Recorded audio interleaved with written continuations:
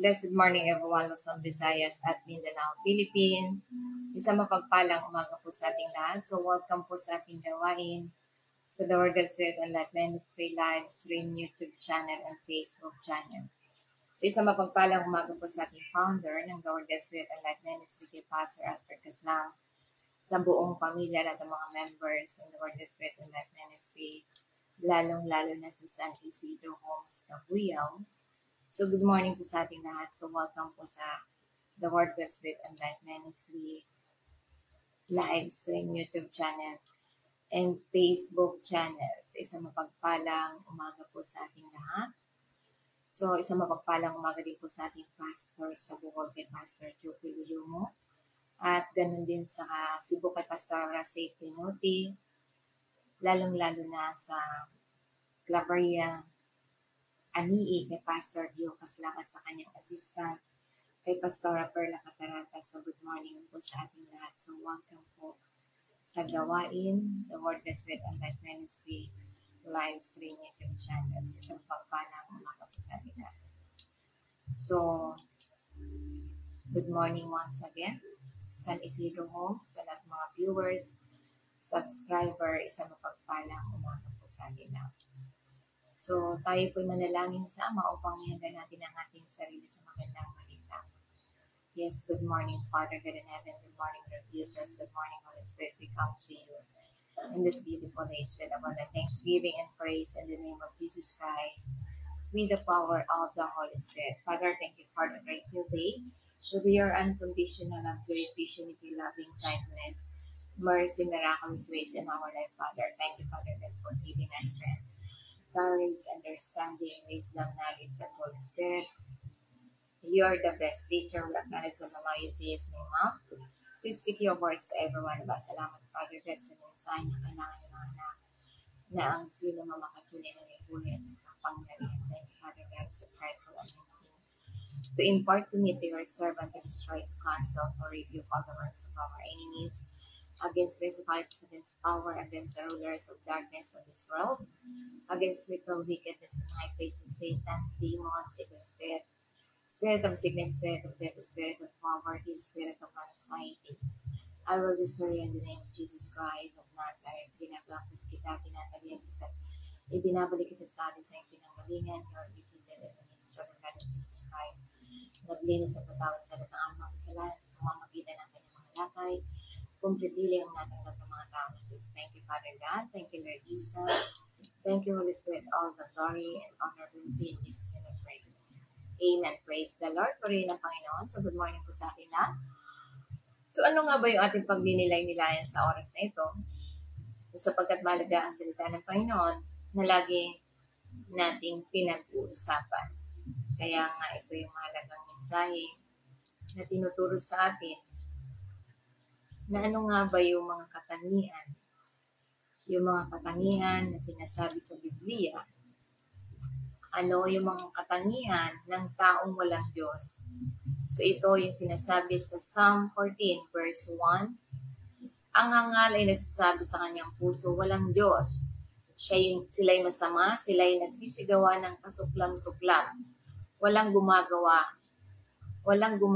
ng mabuti. So ito yung mga taong walang Diyos, isang taong nabubuhay ng hindi kinikilala o pinaparangalan ng Diyos. Ang kanyang mga aksyon, iniisip at pamumuhay ay hinihimok lamang sa makasarili, pagnanasa, kasalanan at paghihimagsik laban sa katotohanan ng Diyos. Kaya nga ito yung sinasabi sa magandang balita na ito yung mga katangian ng mga taong hindi sumasampalataya sa Panginoon. Hindi sila naniniwala sa salita ng Diyos, kaya nila nilalapastangan ang mga taong nagsasalita tungkol sa salita ng Diyos dahil wala silang kaalaman sa salita ng Diyos, dahil sila ay isinusumpa nila ang salita ng Diyos. Hindi sila naniniwala. So kaya nga ito yung sinasabi sa banal na kasulatan na yung mga taong walang pananampalataya, tinatanggihan nila, nire-reject nila ang Diyos at ang kanyang salita. So tulad nga ng mga salita ng Panginoon na sinasabi sa banal na kasulatan, una, ito yung mga katangian. Ito yung makikita sa mga taong walang Diyos. Hindi sila naniniwala sa Diyos, mga katangian na mga taong walang Diyos. Ito yung makikita sa kanila. Una, tinatanggihan nila ang Diyos at ang salita.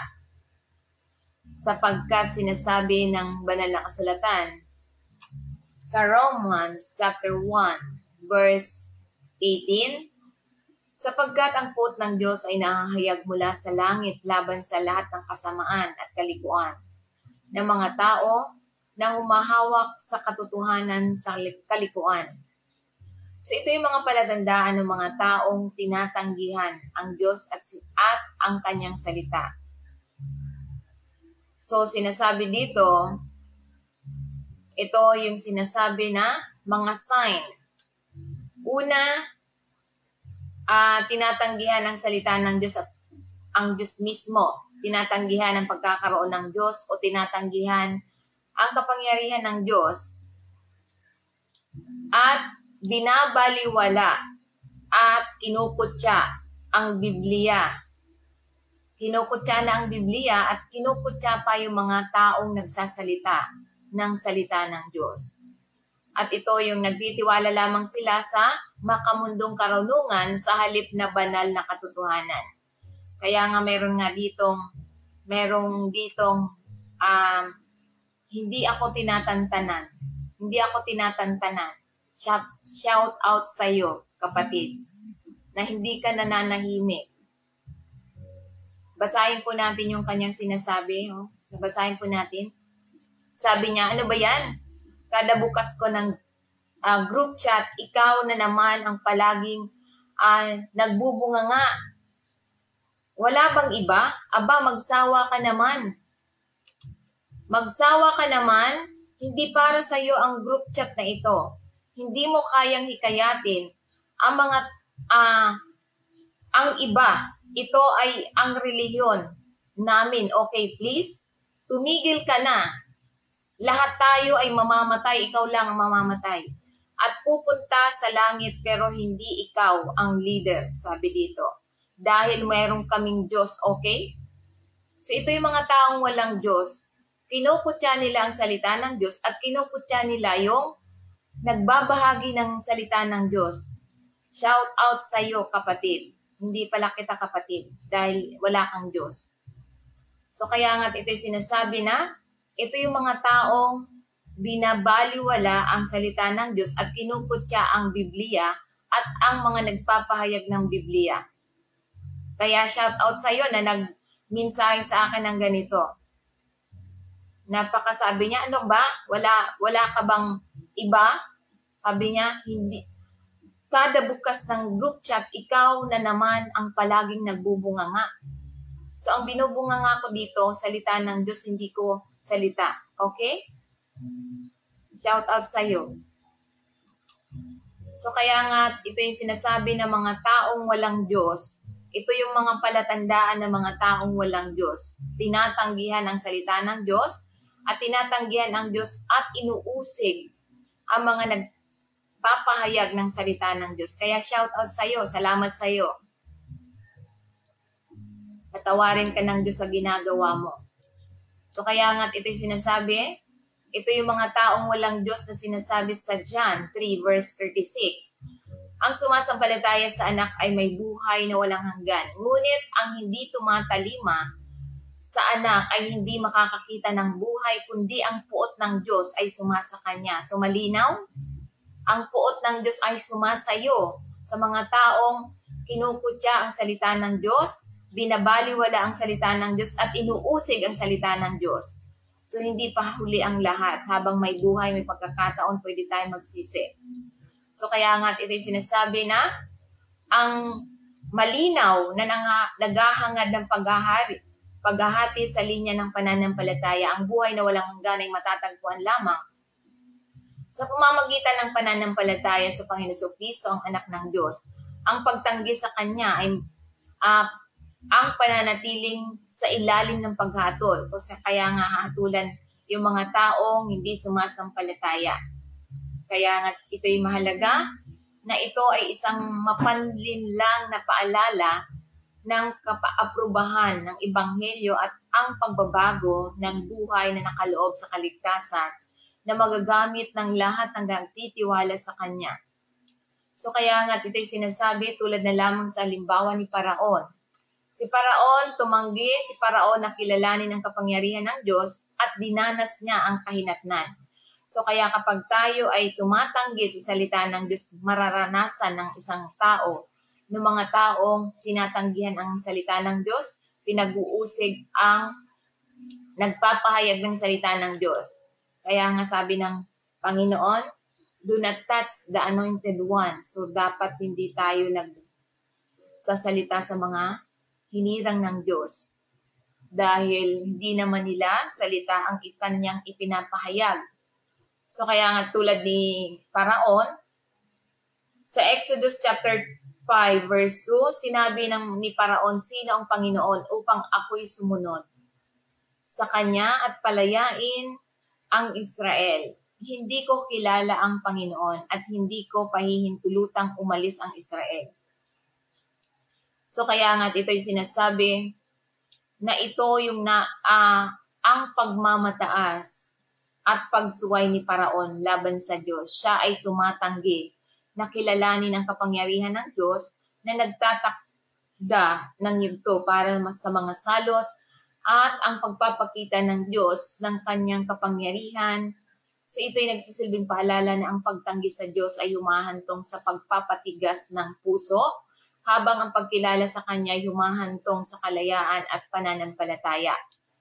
So kaya nga't ito'y sinasabi sa banal na kasulatan na dapat tayo sumampalataya sa Diyos dahil ito yung kahinatnan ng mga taong tinatanggihan ang salita ng Diyos.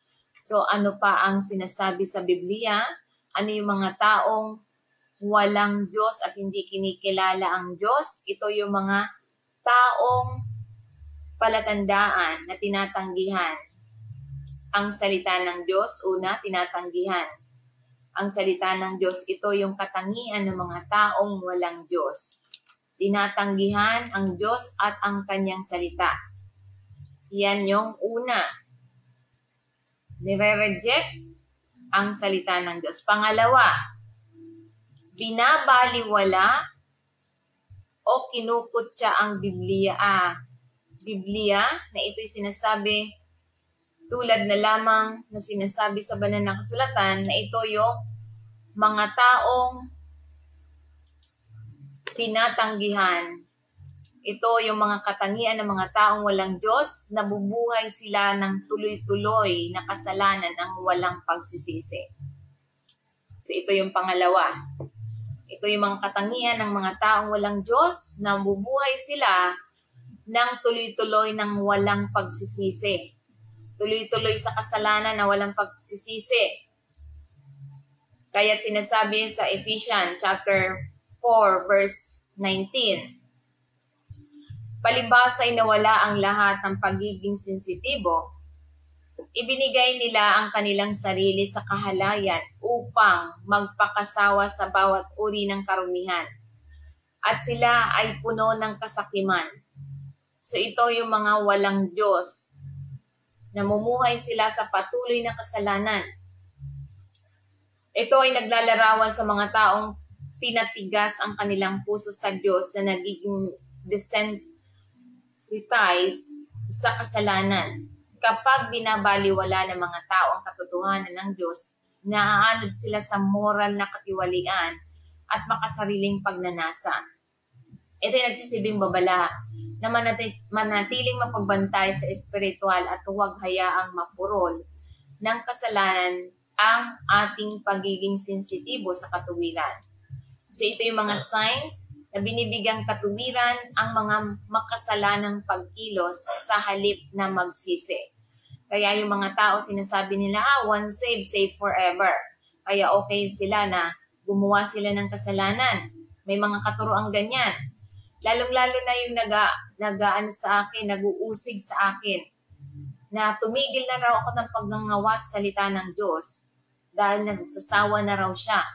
So, ito yung nakikisali sa mga gawaing imoralidad, hindi tapat o nagpapatuloy ng kasamaan. Ito yung mga taong walang Diyos, namumuhay sila ng lagi na lang. Namumuhay, walang Diyos na naghahanap sila ng kasiyahan kaysa katuwiran. So, hindi nila. Kaya ito yung sinasabi tulad na lamang sa halimbawa ng mga tao sa Sodoma at Gomora na namumuhay sa malalim na kasalanan at hinaharap ang paghatol ng Diyos. Mababasa natin yan sa Genesis chapter 19 verse 5 to 13. Basahin niyo na lamang po. Kaya ano pa yung mga taong nabubuhay sa kasalanan? Nabubuhay na walang Diyos. Ito yung sinasabi na mga katangian na walang Diyos. Ito yung mayabang at mapagmataas. Sila yung mga mayabang, mapagmataas. Nasasabihin, may Diyos kami. Kung may Diyos ka, bakit ka nang uusig sa mga nagpapahayag ng Diyos, ng salita ng Diyos? So kaya nga sinasabi dito sa Proverbs 16 verse 18, ang kapalaluan ay nauuna sa pagkawasak, ang pagmamataas sa espiritu bago ang pagkahulog. So kaya nga ito yung mga babala laban sa mga panganib ng pagmamataas. Kapag ang tao ay nagiging mapagmataas at umasa sa sarili, mas malamang na gumagawa sila ng mga mahihirap na desisyon na humahantong sa kabiguan. Ang pagpapakumbaba at pagtitiwala sa Diyos sa halip na pagmamataas ay humahantong sa karunungan at katatagan. Kaya ito yung mga signs ng mga taong mapagmataas. Iniisip hindi nila kailangan ang Diyos o ang sino man. Ito yung mga taong mapagmataas. Hindi nila kailangan ang Diyos. Iniisip nila na hindi nila kailangan ang Diyos. At mababa ang tingin nila sa iba at tumitingin sa pagtutuwid. So kaya sinasabi niya, sabi nung nag-uusig sa akin, hindi leader daw. Dahil mayroon daw silang Diyos. O kung may Diyos ka, bakit ka nagagalit sa mga nagsasalita ng salita ng Diyos? Siguro hindi ka nagbabasa ng Biblia. Kailangan natin magbasa ng Biblia para malaman natin ang totoong Diyos sa pinaglilingkuran natin. Dahil kung totoo ang Diyos sa pinaglilingkuran natin, hindi tayo nagagalit sa mga taong nagsasalita ng salita ng Diyos. Hindi natin inuusik dahil may Diyos tayo. Dahil alam ng Panginoon ang layunin ng bawat mananampalataya na ipahayag ang salita ng Diyos. O bakit ka nagagalit sa mga taong ipapahayag ng salita ng Diyos? So kaya nga ito yung sinasabi na umaasa lamang sila sa kanilang sariling karunungan. Tulad ni King Nebuchadnezzar. Si King Nebuchadnezzar, mababasa natin yan sa Daniel chapter 4 verse 30 to 37. So basahin nyo na lamang po. Ipinagmamalaki ni King Nebuchadnezzar ang kanyang kapangyarihan hanggang siya ay binaba ng Diyos. So, ibababa tayo ng Diyos kapag tayo nagmamataas. So, ano pa ang katangian? Ano pa yung mga katangian ng mga taong walang Diyos? Ito yung nagsasalita ng masama at nagkakalat ng korupsyon. So, sinasabi dito, sa Romans 3 verse 13, ang kanilang lalamunan ay isang bakas na libingan. Sa kanilang mga dila ay gumagamit sila ng daya. Ang lason ng mga ahas ay nasa ilalim ng kanilang mga labi. So ano yung sinasabi dito? Ano yung mga palatandaan? Puro kasinungalingan, paninilang or kismis tungkol sa iba. Ano pa ang tinuturo? Ano pa ang sinasabing palatandaan ng mga taong walang Diyos? Ito yung gumagamit ng masasamang salita o nilalapastangan ang salita ng Diyos, ang Diyos mismo. Ano pa? Hinihikayat ang iba na magkasala. So, yan yung mga taong walang Diyos. So, sinasabi dito, tulad na lamang sa halimbawa ng mga false prophet, na ito yung sinasabi ang mga huwad na mga propeta sa Israel ay umaakay sa mga tao palayo sa Diyos sa pamamagitan ng kanilang mga kasinungalingan. Kaya yun yung mga halimbawa sa banal na kasulatan. Ano pa ang tinuturo sa atin? Yung mga taong walang Diyos, ito yung sinasabi sa banal na kasulatan, sila yung mga panlima, kinamumuhian nila at sinasalungat nila ang bayan ng Diyos. Yung mga bayan ng Diyos, iyon yung mga nagpapahayag ng salita. Sinasabi dito sa John 1 verse 13, huwag kayong magtaka mga kapatid ko kung ang sanlibutan ay napupuot sa inyo. Kaya't sinasabi dito, ito yung mga palatandaan ng mga taong walang Diyos. Pinag-uusig ang mga Kristiyano or tinutuyan nila ang kanilang pananampalataya. Tulad ng nabanggit kanina na isang halimbawa na yung isang lalaki na napupuot sa pagpapahayag ko ng salita ng Diyos na sinasabi niya na ito yung sinasabi niya na ano ba yan?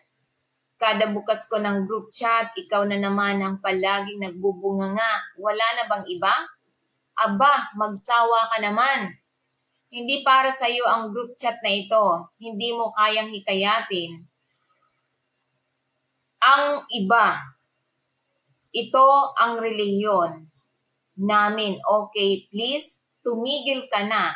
Lahat tayo'y mamamatay, ikaw ay mapupunta sa langit. Hindi ka mapupunta sa langit hanggat hindi ka nagsisisi. Kaya nga, pero hindi ikaw ang leader, sabi niya. Dahil meron kaming Diyos, okay? So, maliwanag, shout out sa'yo. Kaya iyon yung mga taong napupuot sa salita ng Diyos sa bayan ng Diyos na inuusig yung mga tao ng Diyos. Pinagmamalaki ang kanyang Diyos. Kung ikaw ay totoong may Diyos, hindi ka nagagalit sa mga taong nagpapahayag ng salita ng Diyos. Dahil ito yung mga taong palatandaan na walang Diyos. Mga taong katangian na nagpapakita na sila ay walang Diyos. Ito yung pinag-uusig ang mga nagpapahayag ng salita ng Diyos. Tinututya nila ang ating mga pananampalataya at hinahamak ang makadiyos na pagtutuwid o karunungan. So yung mga taong walang Diyos. At sinusubukang akayin ang mga mananampalataya palayo sa salita ng Diyos. So kaya nga nalalaman natin kung sino talaga ang may Diyos. Yun yung mga taong kinukutya, yun yung mga walang Diyos, kinukutya nila yung pananampalatayang Kristiyano. So kaya nga sinasabi, tulad na lamang sa halimbawa ni Apostol Pablo, bago naging si Pablo, ay inusig niya ang mga Kristiyano hanggang sa makatagpo niya ang Panginoon Jesucristo. Kaya nga kapatid na nag-uusig sa akin, hindi pa huli ang lahat.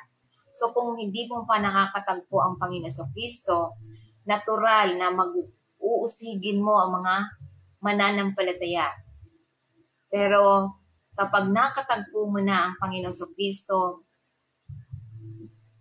ikaw na mismo ang magpapahayag ng salita ng Diyos. Kaya hindi ka na magagalit sa mga taong nagpapahayag ng salita ng Diyos. Kaya hanggat may buhay, kapatid, hanggat may buhay, ikaw na nag-uusig sa akin, magbago ka.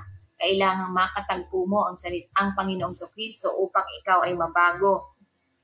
Dahil hanggat hindi mo nakakatagpo ang Panginoong Jesucristo, hindi ka titigil ng pag-uusig sa mga mananampalataya tulad ko, na hindi mo ako tinatantanan.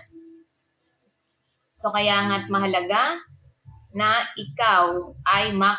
tayong lahat ay makatagpo natin ang Panginoon Kristo upang tumigil tayo sa mga pag-uusig sa salita ng Panginoon. So ano pa ang palatandaan ng mga taong walang Diyos? Ito yung sinasabi na ano yung mga katangian ng mga taong walang Diyos? Ito yung mahilig sa pera na bagay kaysa Diyos. So ito yung mga taong katangian ng walang Diyos, mahilig sila sa lapi. Pinagpapalit nila ang Diyos sa pera. Sabi dito sa 1 Timothy chapter 6 verse 10, sapagkat ang pag-ibig sa salapi ay ugat ng lahat ng uri ng kasamaan. Ang ilang mga tao na sabik sa salapi ay nangaligaw sa pananampalataya at tinusok ang kanilang sarili ng maraming kapighatian. So kaya nga ito'y sinasabi, ito ay nagbabala na ang isang hindi malusog na pagnanais para sa kayamanan ay maaring mag-akay sa mga tao palayo sa Diyos at sa espiritual na kapahamakan. Hindi pera mismo ang masama. So, hindi masama ang pera, kundi yung pag-ibig. Ang pag-ibig dito, kapag naging idolo, ito ay pumapalit sa pananampalataya at pagtitiwala sa Diyos. So, kaya nga, hindi masama ang kayamanan. Ang masama dito, na pag-oras ang para sa Panginoon, ipinagpapalit natin. So, ang tunay na kasiyahan ay nagmumula lamang sa paghahanap sa kaharian ng Diyos sa halip na material na pakinabang. So, kaya nga ito'y sinasabi, ito yung mga sign ng mga taong mas pinapriority nila ang material na bagay. Ito yung mga nahuhumaling sa kayamanan, kapangyarihan o katayuan. Sila ay cheater, manluloko o manlilinlang para makuha ang nanghigit pa. So ano pa ang katangian nila bilang mga taong walang Diyos? Ito yung nagtitiwala sa kayamanan sa halip na sa Diyos. So sila yung mga taong walang Diyos, nagtitiwala sa kayamanan sa halip na Diyos ang pagkakatiwalaan nila. So ano pa ang tinuturo? Ito tulad na lamang sa halimbawa ni Judas Iscariote. Si Judas Iscariote ay nagkanulo sa ating Panginoon Kristo sa halagang 30 pirasong pilak. Mababasa natin yan sa Mateo chapter 26 verse 14 to 16. Basahin niyo na lamang po. Kaya nga ito yung mga palatandaan. Ito yung mga katangian ng walang Diyos. Pampito, wala silang habag at tawa. Kaya sinasabi niya sa John, 1 John chapter 3, verse 17, datapwat ang sino mang may kabutihan ng sanlibutan ito at nakikita ang kanyang kapatid na nangangailangan at ikinulong ang kanyang pusong habag sa kanya, paano nananahan ang pag-ibig ng Diyos sa kanya? So kaya nga ito'y hinahamon tayo bilang mga mananampalataya na gawin ang kanilang pananampalataya sa pamamagitan ng pagpapakita ng habag at pagbubukas palad. So ang tunay na pag-ibig, hindi lamang sa salita. Ang tunay na pag-ibig ay hindi lamang sa salita, kundi ito'y sa gawa. Ang pagtulong sa mga nangangailangan ay nagpapakita ng pag-ibig ng Diyos sa atin. So kaya nga ito yung sinasabi na pag-ibig ay kailangan kumilos sa pamamagitan ng pagnanampalataya, na ito yung kailangan natin na ipakita ang pag-ibig ng Diyos sa atin. Ito ay nagpapaalala sa atin na ang pananampalataya dapat humahantong sa nasasalat na mga gawa ng kabaitan at suporta para sa iba. So ano yung sign? Wala silang pakialam sa mga paghihirap ng iba. Malupit o hindi patas na pagtrato sa mga tao. At gumagamit ng iba para sa pansariling kapakanan. So ito yung mga signs na mga taong walang Diyos. So ano pa? Ito yung sinasabi. Ito yung mga katangian ng mga taong walang Diyos. Tulad na lamang sa halimbawa na mayaman at hindi pinansin si Lazaro. Hindi pinansin ng mayaman si Lazaro at nagdurusa ng walang hanggang kahinatnan. So basahin nyo na lamang yan sa Luke chapter 16 verse 19 to 31 na si Lazaro ay mahirap, hindi pinansin ng taong mayaman na siya'y namumulot lamang ng pagkain si Lazaro sa sahig. So kaya nga ito yung halimbawa. Ano pa yung mga taong ang katangian ng mga taong walang Diyos? Ito yung namubuhay ng walang takot sa paghukom. So ito yung sinasabi na huwag kayong padaya, ang Diyos ay hindi mabibigo. Inaani ng tao ang kanyang itinanim. So ibig sabihin, ito yung isang makapangyarihang paalala ng prinsipyo ng pag-asik at pag-aani. Ang ating mga aksyon, mabuti man o masama, ay may mga kahinatnan. Kung mamumuhay tayo ayon sa mga paraan ng Diyos, aani tayo ng mga pagpapala. Kaya nga dapat ang pamumuhay natin sa pamamaraan ng Diyos. Ngunit kung tayo namumuhay tayo sa kasalanan, harapin natin ang mga resulta ng mga pagpiling yon. Kaya nga tinihikaya tayo na mamuhay ng matalino at matuwid. Kaya ano yung mga signs? Ito yung mga signs ng mga taong, ito yung katangian ng mga taong walang Diyos. Ito yung iniisip nila na maaari silang magkasala ng walang kahinatnan. Binabaliwala nila ang realidad ng impyerno at paghatol. At namumuhay sila ng walang ingat na walang pananagutan. So kaya nga tulad na lamang sa halimbawa, yung magnanakaw sa krus na nanunuya sa ating Panginoon Jesucristo na wala siyang takot sa paghatol. So mababasa natin yan sa Luke chapter 23 verse 39 to 40. Basahin niyo na lamang po. Na ito yung magnanakaw na tinutuya niya ang Panginoon Jesucristo. Nanunuya siya. Sabi niya, kung anak ka ng Diyos, iligtas mo ang iyong sarili. So nanunuya siya.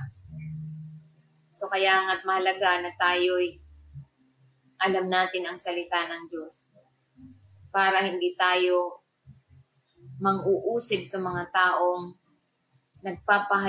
nagpapahayag ng salita ng Diyos. Kaya nga, ito yung sinasabi sa banal na kasulatan, ang walang Diyos na buhay ay humahantong sa pagkawasak.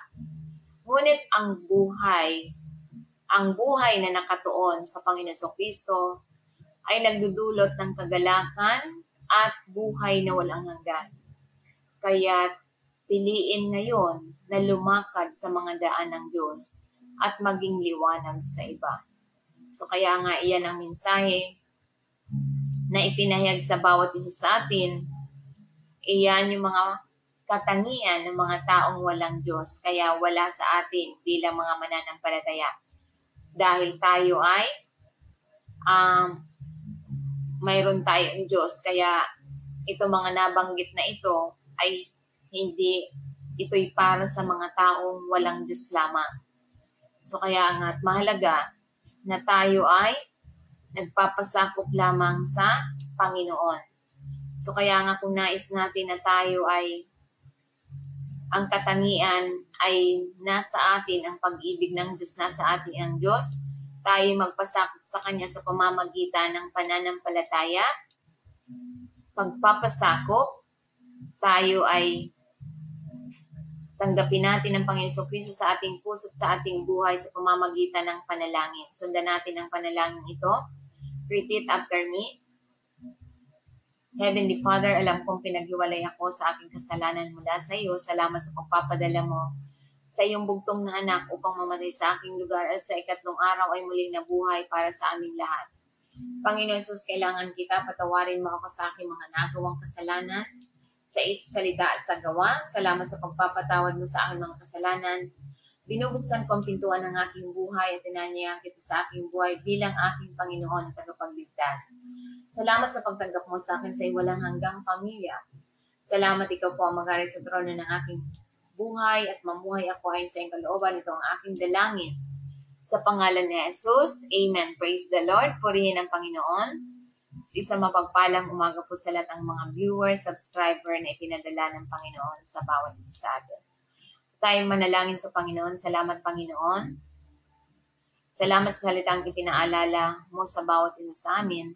Lumalapit kami sa iyo na kinikilala na madalas ako namumuhay nang hindi isinaalang-alang ang iyong kalooban, na tinatanggihan ang iyong kapangyarihan, sinusunod ang makasariling pagnanasa at namumuhay sa paghihimagsik.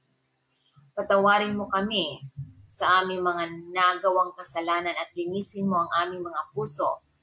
Salamat sa iyong awa at biyaya na baguhin ang bawat mananampalataya upang makalakad sa iyong liwanag at manaig ang iyong pag-ibig. Salamat, Panginoon, sa salitang ipinaalala mo sa bawat isa sa amin, na tinutulungan mo ang bawat isa na isuko ng buo sa iyong kalooban upang labanan ang mga pagnanasa ng laman at yakapin ang katotohanan ng iyong salita. Salamat na puspusin mo ang bawat isa sa iyong banal na espiritu upang ang bawat isa ay mamuhay na nakalulugod sa iyo lamang, Panginoon. Salamat sa sakripisyo ng Panginoon Jesucristo na siyang nag-alay ng kanyang buhay para sa aming kapatawaran at masunod ang iyong kalooban. Salamat, Ama, sa iyong pagpapatawad at pag-asa. Salamat, Ama, na ikaw ang nagpo-provide sa lahat ng aming mga pangangailangan ayon sa iyong, ayon sa kasaganahan ng iyong kaluwalhatian. Salamat, Panginoon, sa pagpo-provide ng bawat pangangailangan ng aking mga kapatid. You're the best shipper. You're the great physician. You're the best provider, Father God. Salamat, Panginoon. Ibinabalik namin sa iyo ang mataas na papurit pa sa salamat sa pangalan ng Panginoon Kristo. Amen. Praise the Lord. Purihin ang Panginoon. Good morning and God bless po sa ating lahat. Bye for now. Hanggang sa muli po nating gawain. God bless. Ingat po tayo. Bye.